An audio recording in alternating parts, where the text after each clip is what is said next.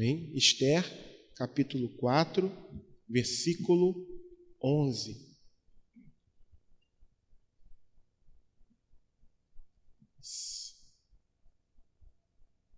A versão que eu vou estar lendo aqui, irmãos, é uma versão diferente da que a gente está acostumado a ler aqui, tá? Mas eu creio que poderemos todos entender. Amém? Versículo 11. Todos os oficiais do rei e o povo das províncias do império sabem que existe somente uma lei para qualquer homem ou mulher que se aproxime do rei no pátio interno, sem por ele ser chamado. Será morto, a não ser que o rei estenda o cetro de ouro para a pessoa e lhe poupe a vida. E eu não sou chamada à presença do rei há mais de 30 dias. Amém? Você pode se sentar.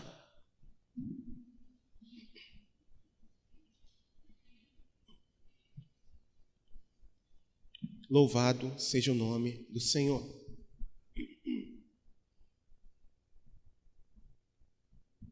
Amados, o tema de todo o livro de Esther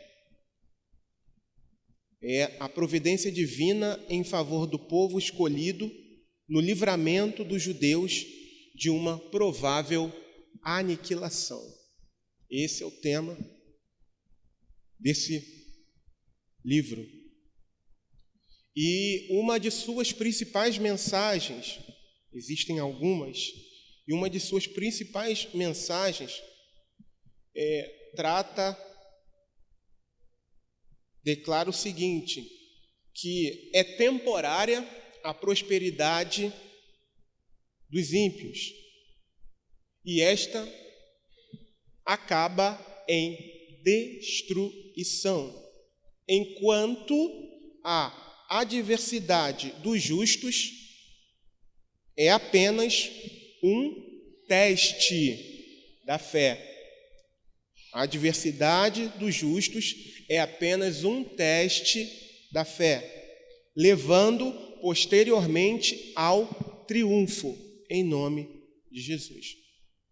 O povo de Deus não pode ser destruído, nem mesmo pelos inimigos mais poderosos desse mundo. No entanto, nós queremos transmitir à amada igreja qual deve ser a nossa postura diante de notícias adversas, ruins, não apenas para nós, mas principalmente para os nossos irmãos. Então, o que nós iremos tratar aqui nessa noite, apesar do tema do livro, apesar de algumas mensagens que ele traz para a gente, qual deve ser a postura, a nossa postura. Qual a postura que nós devemos tomar diante de momentos ruins, diante de notícias ruins. E, desde já, eu quero pontuar aqui 3 situações que ocorreram, principalmente aqui no capítulo 4, que a gente leu, e qual foi a atitude que a rainha Esther tomou.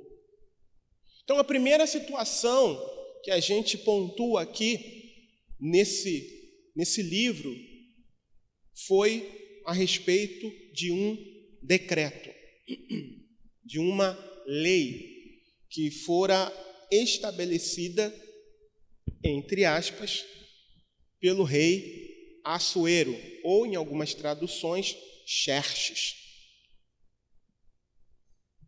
E o que diz, ou melhor, o que dizia esse decreto? Capítulo 3, versículo 13. Capítulo 3, versículo 13. Dizia o seguinte, o decreto: As cartas foram enviadas por mensageiros a todas as províncias do império com a ordem de exterminar e aniquilar completamente todos os judeus, jovens e idosos, mulheres e crianças, no único dia, o 13º dia do 12º mês, o mês de Adar, e de saquear os seus bens. Esse era o decreto. Esse foi o decreto que o rei Assuero, entre aspas, quer dizer, entre aspas não, ele assinou o decreto, né? Mas quem fez o decreto não foi ele. E por que esse decreto para matar todos os judeus que estavam ali na Pérsia? Por que ele foi assinado? Por que essa lei foi aprovada? Por causa de um inimigo do povo judeu, chamado Amã. Amã era um alto oficial e havia sido promovido ao posto mais alto, uma espécie de primeiro-ministro.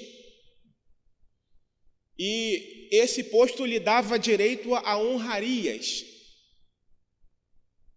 inclusive determinada pelo rei. E por onde Amã passava, todas as pessoas do reino deveriam se curvar diante dele. E isso acontecia, exceto quando ele passava diante de Mardoqueu, um judeu. E ele se perturbou profundamente com aquilo, ele ficou irado, porque Mardoqueu, o judeu, não se curvou diante dele, que ele intentou no seu coração armar alguma coisa para esse judeu. No entanto, a maldade dele foi tão grande, mas tão grande, que ele pensou, bem, esse camarada, esse Mardoqueu, ele não é apenas essa pessoa que eu vejo, ele representa um povo. E um povo que no passado também era inimigo de Israel, os amalequitas. E então, o que ele resolve fazer é instigar o rei Assuero, ludibriar, a palavra certa não é ludibriar, mas é tentar convencer o rei Assuero, e ele conseguiu fazer isso, até porque era um homem de confiança do rei Assuero, a estabelecer uma lei que pudesse acabar não apenas com Mardoqueu, mas com toda a sua gente, com todo o seu povo, com todo o povo judeu. Então, esse foi o decreto.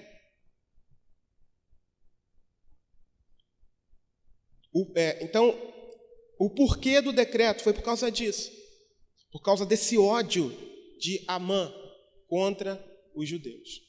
E ali ele é assinado, selado pelo rei Assuero, que entrega o seu anel na mão de Amã, e Amã vai lá e faz a lei lá e sela essa lei, e manda que entregue em todas as províncias. Então, em primeiro lugar, a primeira situação ocorrida foi o decreto. Em segundo lugar, eu intitulei aqui de Não Posso Fazer Nada. A lei foi estabelecida. E a partir de determinado período, de determinada data que a gente leu aqui, do 13º dia, do 12º mês, ou seja, o mês de Adar, os judeus seriam exterminados desse império aqui onde estavam. E quando Mardoqueu toma conhecimento disso tudo, ele entra em desespero. Ele se veste de panos de saco, representando tristeza, coloca cinza sobre as suas cabeças e sai chorando pela cidade, erguendo a voz de uma forma triste. O texto diz que ele sai chorando e alçando a sua voz amargamente. Capítulo 4, versículo 1 fala sobre isso. E no versículo 3 diz que em cada província que esse decreto chegou, houve um grande pranto entre os judeus. No entanto, também houve jejum, choro e lamento. E muitos outros judeus também se vestiam de pano de saco e cinza. Como eu falei, segundo ponto é: não posso fazer nada. E qual o versículo? O primeiro versículo que a gente leu, é aqui que entra o versículo que a gente leu. Porque Mardoqueu, tomando conhecimento dessa lei, ele vai para a porta, para a entrada do palácio, esperando que alguém falasse para a rainha Ester que ele estava vestido daquela forma. Ele não poderia falar diretamente com ela, mas haviam pessoas ali, os eunucos que serviam a ela, que faziam o trâmite, fazia a ponte. E de fato, essa situação de Mardoqueu chega até a rainha, que meio que sem entender, envia roupas para que ele se vestisse, porque não era plausível para ele estar com aquelas vestes e entrasse no palácio, não era permitido. E quando essas roupas chegam até ele, enviado por Ester, ele se recusa a colocar essas vestes e explica o porquê e manda avisar Ester.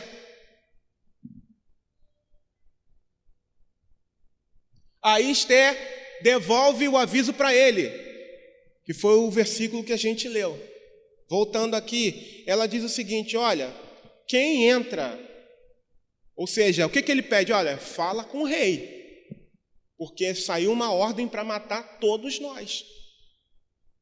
E ela, ali naquele lugar, no seu palácio, ela diz: olha, de acordo com a lei dos persas, não é possível entrar na presença do rei sem que ele chame. Porque quem fizer isso, quem entrar na presença do rei sem ser chamado por ele, será morto. Será morto. Ou seja, o que ela está dizendo? Olha, tudo bem, eu recebi aqui uma cópia, eu li, sinto muito, eu não posso fazer nada. Foi essa atitude que ela teve. E, irmãos, eu fico imaginando ela, nesse primeiro momento, com essa sensação: olha, eu não posso fazer nada. Mas, ao mesmo tempo, eu vejo um pouco de egoísmo da parte dela. Se é que eu posso dizer isso da rainha Ester. Porque ela acabou se apoiando naquilo que a lei estabelecia. E ela, de fato, ela não estava errada, era aquilo mesmo. Mas ela se apoiou naquilo que o homem havia escrito e que estava fora da vontade de Deus. Ela não confiou, num primeiro momento, naquilo que Deus poderia fazer. Ela não confiou. E ela foi até um tanto quanto orgulhosa, ao meu ver. Porque a resposta que ela dá para Mardoqueu, que aliás havia sido seu tutor, alguém que cuidou dela até que ela chegasse ao palácio, foi a desculpa que ela deu: olha, felizmente a lei não permite que eu chegue diante do rei.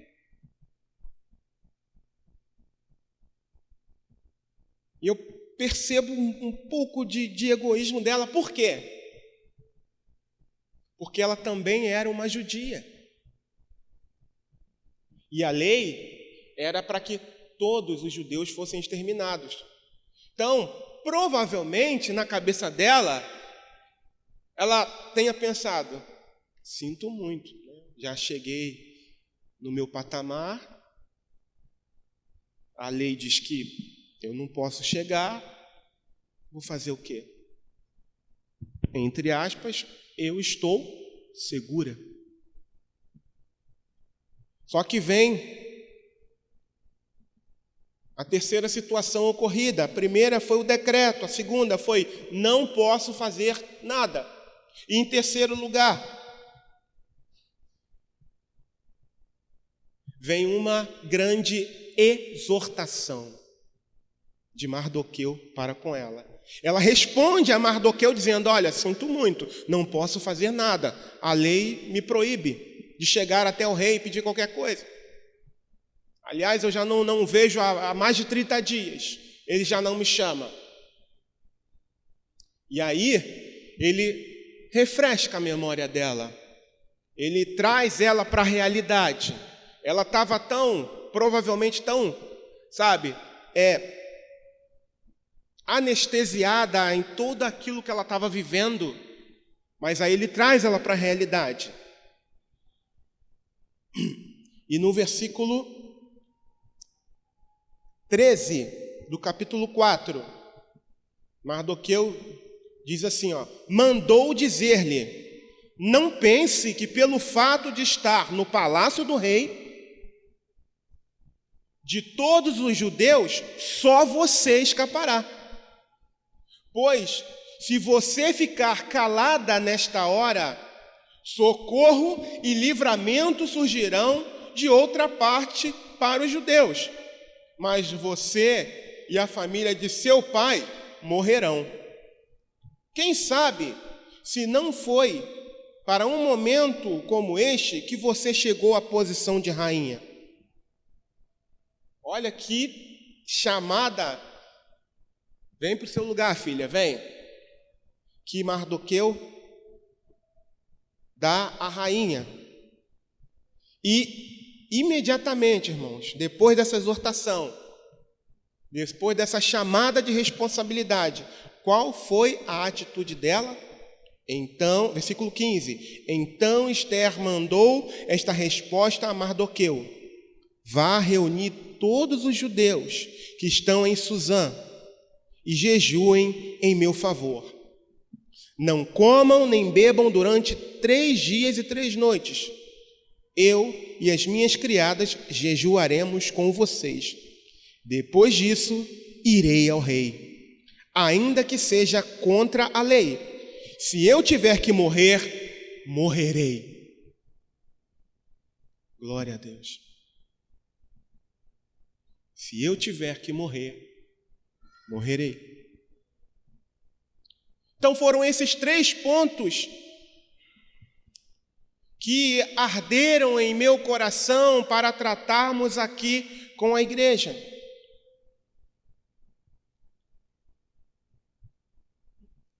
E durante essa semana, eu pedia ao Senhor, eu falava com o Senhor, e a Vânia comentou algo comigo também essa semana que eu entendo que tenha sido um sinal do Senhor para tratarmos desse assunto com a igreja, que é um assunto que nós estamos dando continuidade, no que diz respeito à perseguição da igreja. Que tipo de aplicação nós podemos fazer para nós, nos dias de hoje, a respeito desses 3 pontos desse texto que a gente leu, irmãos. Em primeiro lugar, decreto. Você vê que o decreto era para exterminar, aniquilar completamente todos os judeus e também tirar-lhe os bens. Também há um decreto contra todo aquele que professa o nome do Senhor Jesus. Também há. Talvez você e eu não tenhamos nos dado conta, porque, afinal de contas, o nosso país é um país livre.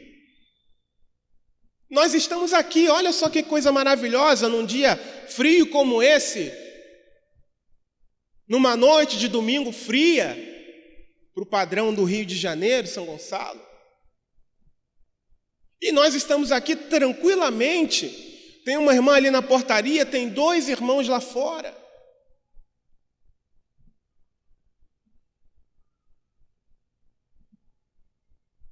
Então, talvez para nós, para alguns de nós, melhor dizendo, esse decreto peraí. Mas há um decreto no inferno que quer nos exterminar, que quer acabar conosco. O próprio Jesus já nos avisou em Marcos, capítulo 13, versículo 13: e sereis odiados por todos, por amor do meu nome, mas quem perseverar até ao fim, esse será salvo. Talvez você ainda não tenha se dado conta de que há um decreto. Mas os nossos irmãos, principalmente da parte oriental da terra, para eles é mais evidente esse decreto. E no domingo pela manhã a gente vai estar falando um pouquinho mais, vai se aprofundar um pouquinho mais sobre isso. Mas não pense você, e nem eu, que porque esse decreto talvez não tenha chegado a nós, que ele não exista. Ele existe. E é para exterminar a todos nós. Todos. 2 Timóteo, capítulo 3, versículo 12, diz o seguinte: e também todos os que piamente querem viver em Cristo Jesus padecerão perseguições. Está escrito, está registrado. E muitas das vezes a gente vive como se estivéssemos mergulhados, envoltos num mar de rosas. Não, irmãos, o Evangelho não nos prepara para a vida, o Evangelho nos prepara para a morte. Nós devemos buscar o batismo dos mártires, como foi falado aqui pela manhã.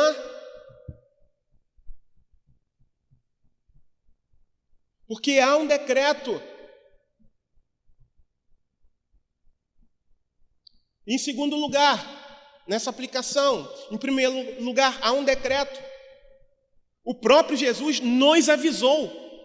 E Ele não nos avisou para que viéssemos a temer. Ele nos avisou para que estivéssemos sempre prontos, sempre preparados. Para que nós não ficássemos enganados.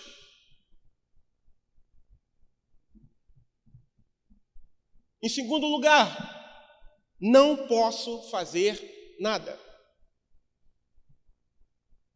Lembrando que essa foi a resposta de Esther a Mardoqueu,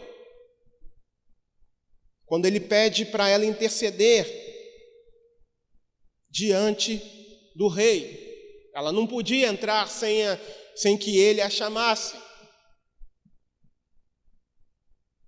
E quantos de nós aqui na parte ocidental do planeta. Já temos esse discurso pronto também? Há uma ordem, e a ordem é para toda igreja, sem nenhuma exceção: ide e pregai. O Senhor Jesus não disse: olha, quando as coisas começarem a apertar, vocês fiquem reclusos. Não, o Senhor não falou isso. E a gente vê nitidamente no livro de Atos. É claro que em alguns momentos o pessoal precisou sair, como aconteceu no livro de Atos. Houve uma perseguição. Logo depois, o martírio de Estevão.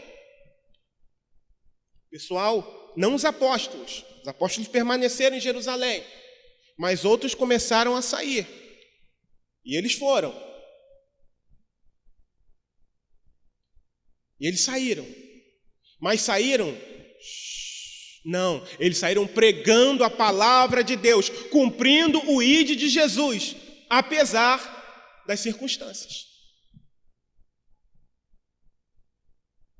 Apesar do movimento adverso, do momento adverso, eles saíram pregando a palavra de Deus. Amados, milhares e milhares de almas ainda precisam ser alcançadas pelo poderoso Evangelho. E com quem o Senhor conta? Deus não precisa de mim para nada, Deus não precisa de você para nada, mas o Senhor conta comigo, o Senhor conta com você. Apesar do que está sendo desenhado no cenário mundial, apesar de tudo isso, o Senhor ainda conta conosco. E Ele já disponibilizou da capacitação para cada um de nós. Basta que tão somente nós venhamos a buscar a plenitude do Espírito Santo de Deus. Porque senão a gente vai continuar com esse discurso: eu não posso fazer nada. Como Esther, né? Ah, que bom, eu não posso fazer nada. Se bem que o meu país, né? O meu país é um país tranquilo. Não é um país igual a Coreia do Norte, né? Não é um país igual a Venezuela, igual a Cuba, igual a Nicarágua.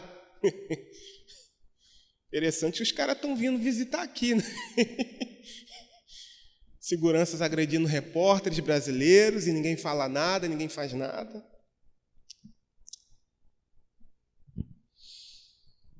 Amados, Deus pode muito bem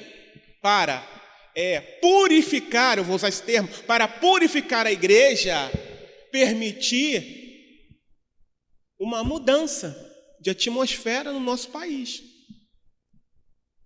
Você sabia disso? Então não adianta olhar para fora, ver sites como Portas Abertas, Gospel Prime e tantos outros, e falar: poxa, lá os meus irmãos. Não, é o nosso, digamos que é o nosso DNA também que está na veia deles. A gente precisa fazer alguma coisa.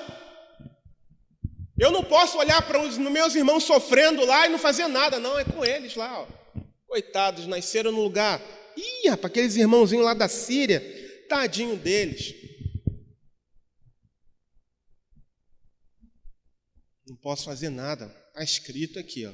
Não posso. Não é isso que Deus espera de nós. Não foi para isso que Deus nos chamou. Deus nos chamou para nos encher de ousadia, de intrepidez, irmãos. Não foi para cruzar os braços e ficar inertes por causa de leis que o homem tem estabelecido justamente para nos parar, justamente para nos intimidar.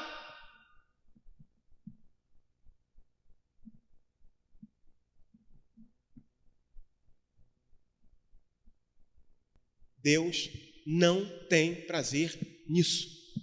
Não foi para isso que o Senhor nos chamou. Não foi para nos acovardar, irmãos. Porque quem nos chamou nos condiciona. Quem nos chamou garante. Apesar de toda a adversidade, apesar das perdas que existem, mas são perdas temporárias. Ninguém Nenhum poder, nenhuma força mais poderosa da terra pode parar a igreja do Senhor. Porque a igreja é do Senhor. Não é do homem, a igreja do homem para.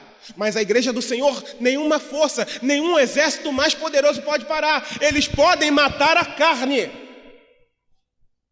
Mas o Espírito está com o Senhor, está guardado em Deus, está escondido em Deus. Não é o que está escrito, irmãos. Não é o que diz a palavra. Então, por que nos intimidarmos? Eu não estou dizendo aqui para ninguém sair encarando ninguém, para ninguém sair quebrando lei daqui e dali. Não, porque o pastor... Não, não é isso. É usar de sabedoria. É usar de sabedoria. Amados, o cerco está fechando. Isso aí é lá com eles lá, ó, lá na África. É lá na África. Não posso fazer nada. Sei lá, ó. Mas o Senhor pode permitir que comece aqui também. Já parou para pensar nisso? Não, é lá nas Arábias, lá, ó, que eles não podem, né? Lá para aqueles cantos lá. Não, irmãos. Já começou a ganhar corpo na América Latina. Citei alguns países aqui, né? E a gente precisa fazer alguma coisa. O que a gente faz? Pregar o Evangelho. O que a gente faz? Ora pelos nossos irmãos e por nós. O que a gente faz? A gente jejua pelos nossos irmãos que estão sofrendo, que estão padecendo por amor ao Senhor Jesus, por amor à palavra, por amor ao Evangelho. A gente não fica inerte, a gente não fica estático, porque aqui a gente está bem, a gente pode entrar e sair do local que a gente tem para congregar com liberdade. Enquanto há essa possibilidade, glória a Deus. Usemos essa liberdade para cobrir os outros irmãos que têm que se esconder, para cobrir outros irmãos que correm risco de vida, simplesmente porque participam de uma reunião de oração, como aconteceu essa semana. Um grupo na Coreia do Norte foi descoberto numa reunião de oração. Aí você já sabe o que acontece com eles, né? Ou trabalhos forçados no campo, ou um fuzilamento, ou morte. Por que eles fizeram isso? Só por amor ao Senhor, só isso. Será que a gente consegue compreender a profundidade do que é servir a Jesus? Do que é o Evangelho? Ao meu ponto de ver, eles conseguem melhor do que a gente, a ponto de se arriscarem para estarem numa reunião de oração, sabendo que correm risco, e infelizmente foram pegos. Foi só para uma reunião de oração, eles não poderiam orar em casa? Não, mas eles preferiram se reunir, eles compreenderam que é importante a unidade, estarem juntos, para edificarem um ao outro, para mutuamente se animarem. Eles não ficaram aprisionados, não pode, não, pode sim, a gente vai dar um jeito para estar junto, e deram, infelizmente foram capturados, mas o nome deles, não sei qual o destino que eles tomaram, eu tenho certeza que já está escrito no livro da vida. Eles não tiveram pena nem de suas próprias vidas. Por quê? Para servir ao Senhor. Arriscaram suas cabeças e suas famílias, principalmente falando de Coreia do Norte. Porque se tratando de Coreia do Norte, não é só a pessoa quem paga quando é capturada por causa do Evangelho. É a família toda. Então, desses 6 pessoas, eu não lembro quantos foram, toda a família delas vai pagar pelo ato delas. Mas para elas vai valer a pena, irmãos. Por causa da palavra, eu digo aos irmãos que vale a pena. E depois de ser exortada, que é o terceiro ponto aqui, Esther entendeu. Depois de ser chacoalhada por Mardoqueu, ela entendeu. Voltando aqui, novamente, relembrando. Mardoqueu dizendo para ela, ó, não pensa que só porque você está no palácio e que você é rainha, não esquece que você é judia não, tá, filha? Não pensa que porque você vai estar aí, que você vai escapar não, tá? Pois, versículo 14, se você ficar calada nesta hora, socorro e livramento surgirão de outra parte, mas você e a família de seu pai morrerão. Quem sabe, se não foi para um momento como este que você chegou à posição de rainha. Sabe por que o Senhor te trouxe para cá? Ou por que o Senhor te trouxe para alguma igreja nessa década ou nessas décadas? Para esse momento. Para se encher do Espírito Santo e ser capacitado a resistir até o fim, para a honra e para a glória do nome do Senhor. Eu me lembro que alguns anos atrás eu brincava com o pastor Geraldo, falei, poxa pastor, por que a gente foi nascer logo nesse período? Lembra, pastor? Poxa, tantos acontecimentos descritos na palavra, sabe, é tão difícil essas coisas, eu brincava com ele. Poxa, por que a gente não nasceu na época dos grandes avivamentos e tal? A gente ria assim, brincando. Aí depois, sabe uma coisa? Deus chamou a gente para esse momento e ponto final. Deus chamou você para esse momento e ponto final. Deus me chamou para esse momento e ponto final. Então, compete a nós buscarmos ao Senhor, irmãos. Compete a nós buscarmos ao Senhor de todo o coração, alma, força e entendimento. Compete a nós. E eu achei interessante que depois da exortação, a Esther fala, se eu morrer, morri. Simples assim. Eu vou. Ela entendeu qual era o papel dela. E a gente precisa entender qual é o nosso papel. Por amor. Sabe o exercício que a gente precisa fazer? É lembrar de cada relato desses irmãos. É lembrar de Estevão, por exemplo, que pregou o Evangelho e pregou com tanta destreza, com exatidão, que os homens religiosos ali ao redor dele espumavam pela boca, rangiam os dentes de ira, de ódio, de raiva. E ainda assim, Estevão não praguejou contra eles. Enquanto eles apedrejavam Estevão, Senhor, não lhes impute esse mal. A visão de Estevão estava em outro lugar, irmãos. Jesus de pé esperando, vem filho, tá chegando a hora. De pé esperando Estevão chegar.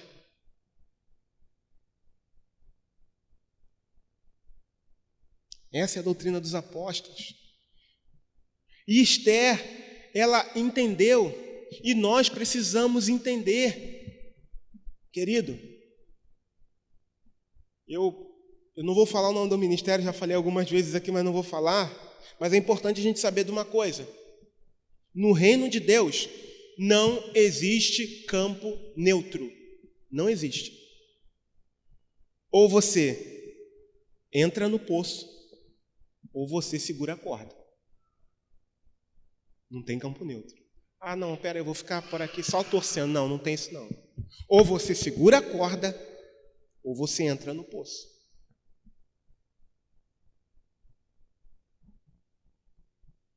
Ah, mas trazendo aqui para nós, mas eu não fui consagrado a nada, não fui chamado para nada. Talvez a gente, por falar em igreja perseguida nesses dias, talvez algumas pessoas possam pensar, mas eles são missionários, ou é o país deles que é num lugar ruim, onde a religião e a política são uma coisa só. e é mais severo, e infelizmente o problema, a má sorte foi deles de terem nascido lá, e às vezes a gente olha para essas coisas e pensa, ou então porque é um missionário que foi para lá, sinto muito, ele sabia que ele ia passar por situações adversas. Deus me livre de passar por aquilo que eles passam, comer o que eles comem, viver da forma que muitas das vezes eles são forçados a viver. Deus me livre, graças a Deus eu nasci no Brasil. Talvez você tenha pensado assim. Mas não se engane. Se você e eu, de fato, queremos viver o Evangelho, mais cedo ou mais tarde, nós seremos testados. Esses irmãos, eles têm sido testados e muitos deles, mesmo pagando com a própria vida, têm sido aprovados. Para a glória de Deus. Muitos deles têm abandonado aqui essa terra para adentrar nos céus, recebidos como mártires, recebidos como soldados vencedores, aqueles que lutaram o bom combate até o fim, aqueles que não desertaram das fileiras. E quanto a nós, irmãos? E quanto a nós? Talvez alguns aqui não se envolvam por conta disso.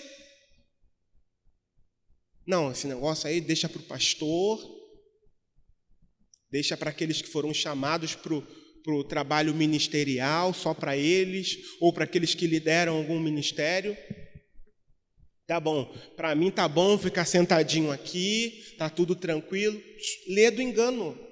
Lê do engano. Qualquer um que abandonou o mundo e está em Cristo de verdade vai padecer, vai sofrer perseguição. Por quê? Porque Jesus disse isso. No mundo tereis aflições. Tem de bom ânimo. Eu venci. Eu venci. Mas eu estou num país cuja a classificação de perseguição não é extrema, como a gente tem preparado aqui, né? Não é extrema. E daí? Mas a gente tem visto muita coisa se desenhando no horizonte, no cenário social, político no nosso país. E a gente fica, aqui o Brasil é tranquilo. Não vai acontecer nada disso, não. Eu também espero que não, irmãos. Eu sou humano, tá? Igual a todo mundo. Eu também espero que não. Mas o que eu vejo se desenhando é diferente daquilo que eu espero. Aliás, a minha esperança maior é no Senhor.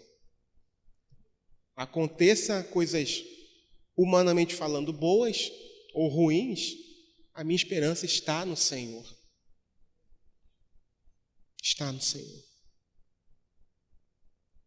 Então, não se iluda, porque talvez você, mas eu não me envolvo com nada. Não se engane, tendo ou não tendo título, todo aquele que é de Cristo, o mundo odeia. Jesus disse isso, não são minhas palavras. Se odiaram a mim, o pastor até citou esse texto também, né? Vos odiarão a vós. Se guardaram a minha palavra, guardarão a vossa também. Jesus disse isso.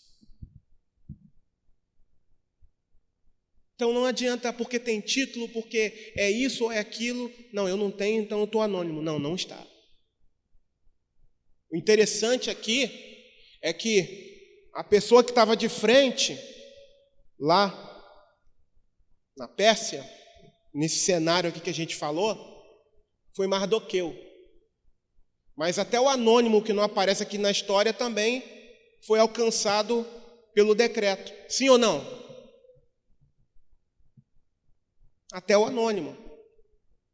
Quem não se dobrava lá diante do Amalequita foi Mardoqueu. Mas Amã se revoltou contra todos os judeus.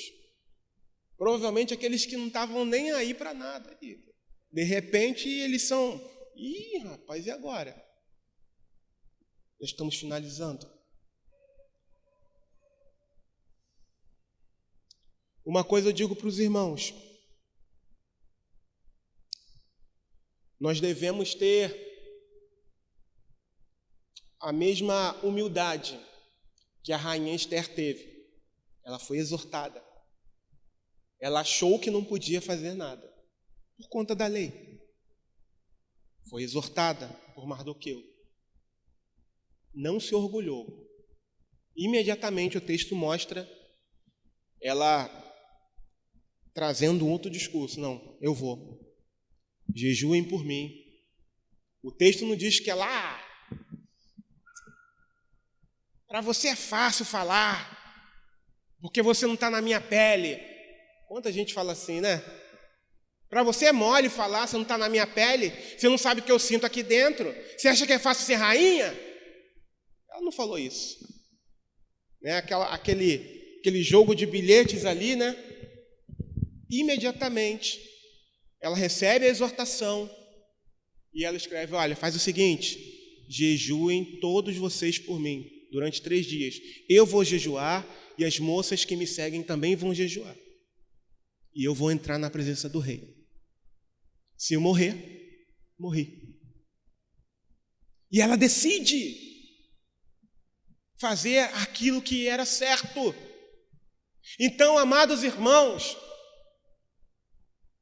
o que o Senhor quer nos ensinar aqui não é que nós venhamos a procurar problemas. A questão não é essa. É que quando eles aparecerem diante de nós, nós estejamos firmados na rocha, que é Cristo Jesus. Nós estejamos cheios do Espírito Santo, porque é o Espírito Santo quem nos capacita a fazer o que Esther falou. Eu vou até ele, mesmo sendo proibido. Se eu morrer, eu morri. Eu vou evangelizar, eu vou pregar a palavra de Deus, mesmo dizendo que não pode mais. Antigamente podia. Mesmo dizendo que não pode mais, vou com sabedoria, com oração, pedindo ao Senhor discernimento. Eu vou me reunir, mesmo o governo dizendo que não pode mais. Só olha o exemplo dos outros irmãos ao redor do mundo. Até em cemitérios se reúnem para cultuarem ao Senhor. É claro que grupos bem pequenos, mas eles fazem isso. Eles se arriscam pelo Senhor. Eles se arriscam pela comunhão com os santos.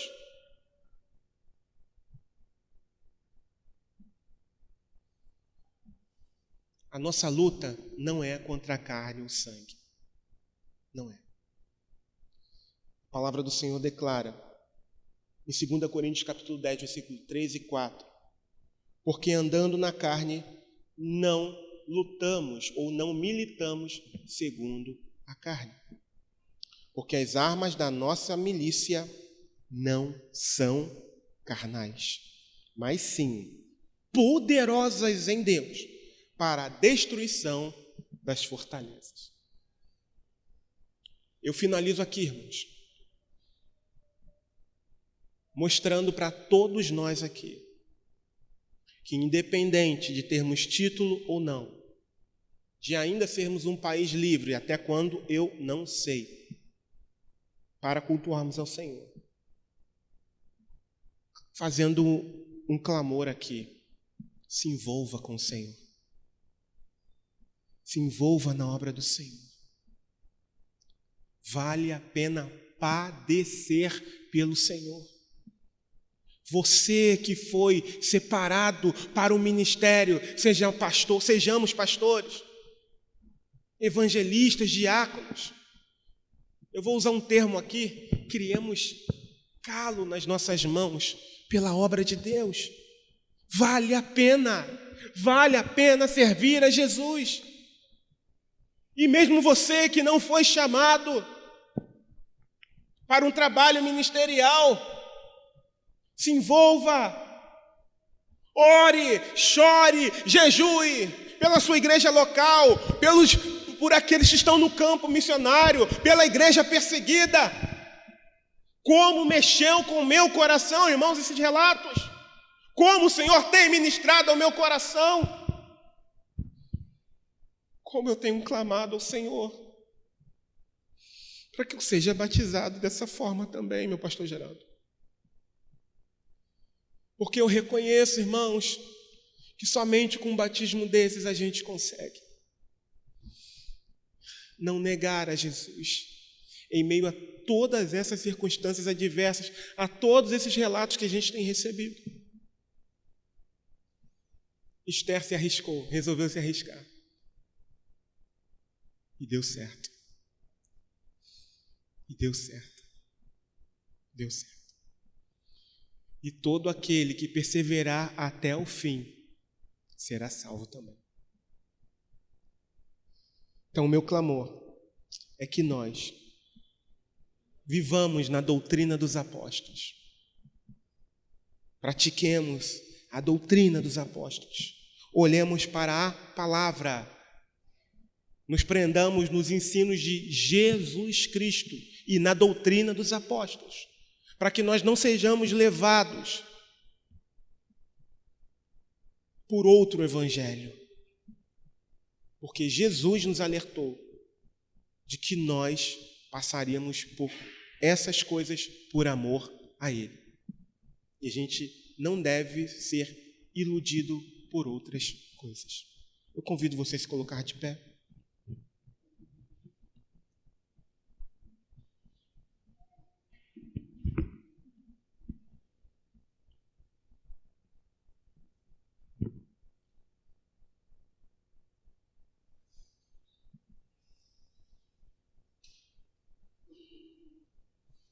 Talvez você nunca vá para um campo missionário.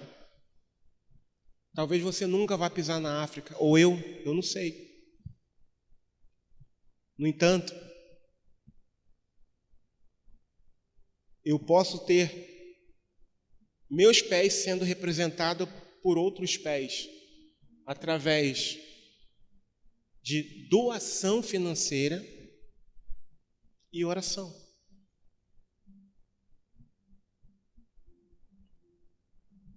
Então não hesite em ser generoso na obra de Deus.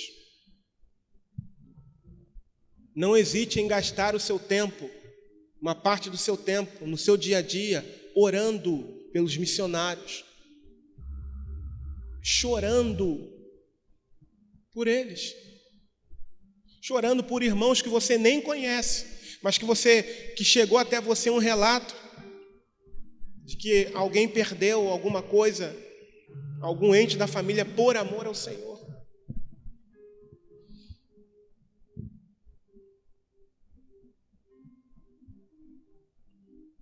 O sangue dos mártires é precioso, irmãos. Quantas vezes eu já fui impactado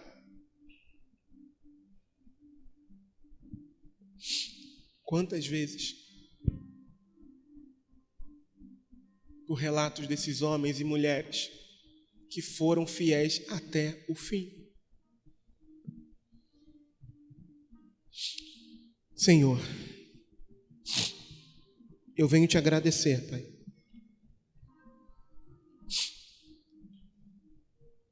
Que nós possamos lembrar sempre desses irmãos, dos nossos irmãos, que também são parte da igreja. São nossos irmãos. E o quanto eles têm a nos ensinar a como te servir de verdade. A como não colocar barreiras para congregar simplesmente. Ah, Deus, nos ajuda a aprender com o exemplo deles. Nos ajuda, Senhor. Nos ajuda. Desperta o coração de cada irmão aqui nessa noite a se envolver para Ti como nunca antes. A não fugir das responsabilidades para que são chamados. Como é triste, Senhor. Como é triste. Como dói. Perceber alguns irmãos fugindo de responsabilidades para que são chamados. Enche-os de coragem, ousadia, intrepidez, amor. Amor. É no teu nome que eu te peço, Senhor. Que nós venhamos a viver, Senhor amado, não como se fosse com o outro, não, isso aí é com ele lá, ó. O sofrimento é com eles lá e aqui tudo é festa, glória a Deus. Não, Senhor. Mas que o Senhor nos dê a oportunidade, nos ajude, Senhor, a olhar para eles, para os relatos que a gente recebe e sentir a dor deles. E chorar juntamente com eles. E ajudá-los naquilo que a gente pode fazer. E não simplesmente olhar para a nossa limitação e dizer, não, isso não é comigo. Eu não posso fazer nada. Ajuda-nos, ó Pai. Nessa noite eu te peço, Senhor. Aviva os nossos corações. Batiza-nos, ó Deus, com esse batismo, Pai. Nós precisamos, ó Deus. Em nome de Jesus.